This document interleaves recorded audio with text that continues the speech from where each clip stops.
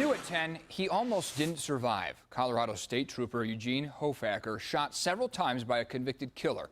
He was out of jail on bond for yet another crime. And tonight, only on 7 News, the trooper is talking to CALL7 investigator John Ferrugia, saying changes needed to happen, John. That's right, Eric. You know, he's talking with me because he and others in law enforcement and public safety are concerned that in most cases, Colorado has no way to keep people like this dangerous felon in jail, as long as the felon has the money to make bond. Shots fired. Give me heavy. Officer down. I was hurt pretty bad, life-threatening injuries. Great 495. I'm hit.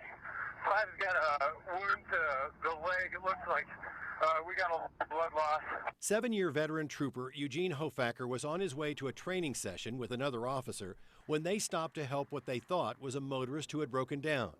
But as he approached the car, Just something about that stop just didn't feel right to begin with. moments later, he saw the weapon. I wasn't surprised that he had a gun and that he was going to shoot. I was trying to prepare myself for that.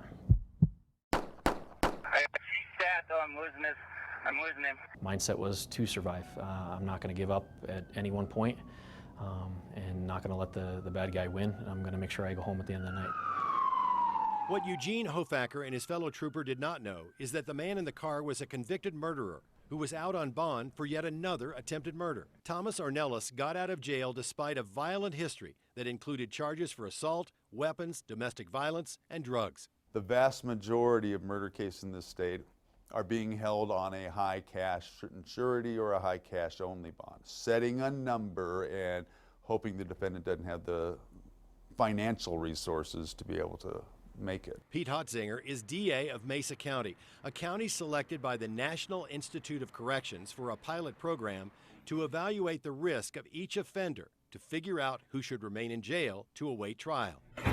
I think under our current regimen, he'd still have been behind bars. He wouldn't have been out to be able to assault Trooper Hofacker. In Mesa County, under the program, judges can now use the risk assessment tool to justify much higher bonds. Keep the bad guys behind bars and let the ones who it's safe to have out in the community while the case is going on, let them be out on their own dime rather than the taxpayers' dime. But even now, in Mesa County and across the state, dangerous felons cannot be held without bond, because except in very narrow circumstances, the Constitution forbids it. The ones that we're most afraid of, we have the ability, if we could do some system changes, to preventively detain them from having a bond. Stan Hilke is the state's public safety director. In an ideal world, we would have a preventative detention statute that allows the Constitution to be changed and allows preventative detention that's based on risk at all levels. He and others in law enforcement argue that would protect all of us from the most dangerous offenders,